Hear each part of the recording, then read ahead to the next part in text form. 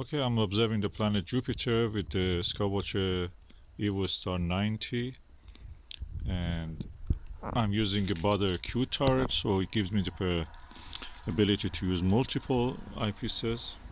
This is the Starguider ED 8mm. I tested it against the Nagler 7mm, Nirvana 7mm, and I found that I prefer the image of this one.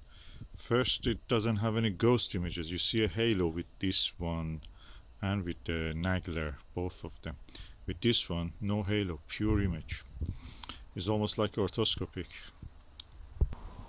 Then I tried it with the Nirvana 4mm, really ghost image in the center. You can see probably my glass is not very clean, my lens is not very clean here. But although I've cleaned it before, I always see that halo. With this one I don't see the halo, so I may get the 5mm Skywatcher. So I heard a lot of good things about the 5mm one. This is perfect, I'm telling you.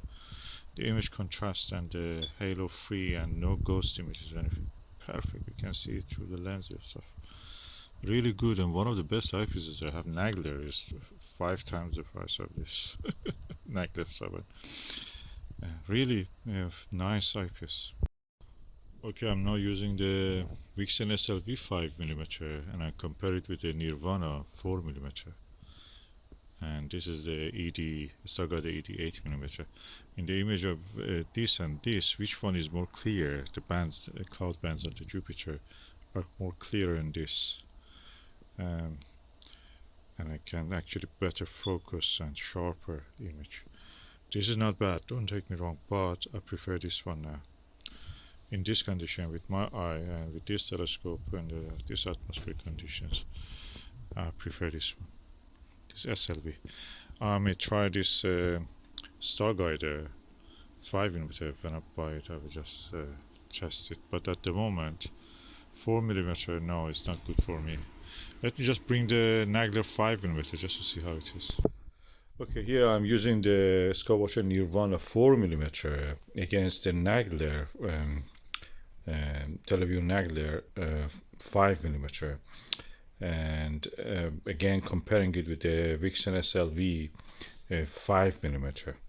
So in this situation, what I can see is that the image in the Nirvana is slightly bigger, it's 4mm because the focal length of it. In the 5mm Nagler, they are very close together, although the image of course is a bit smaller in the Nagler, but the image quality very close together. I cannot differentiate between any of them. I prefer although the Nirvana in that sense, because the roundness, the edges of the planet is more clear. And third comes second I should say, comes the Vixen SLV. Nagler and Nirvana are very close. SLV is behind them in that sense. Of course, the weather was getting really bad. It was full of moisture. The telescope was wet. So probably I should repeat this experiment again and just leave it for a drier night that we don't see.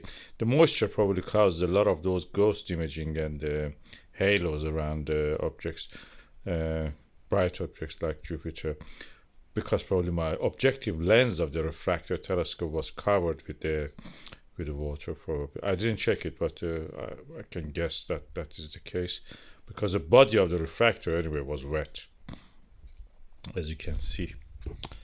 And I really prefer this rack and pinion focuser. I don't like the Crayford focuser. I wish it was not invented. It's such a pain to use. It's not as accurate as the rack and pinion. Rack and pinion give you that assurance, that feeling of the focus that will not change, it will not move. The Nagler 5mm shows this image size, and the Nirvana 4mm will be bigger. Of course, the clarity will not be as clear as this one, but anyway, atmospheric conditions dictate what we will see and how we will see it.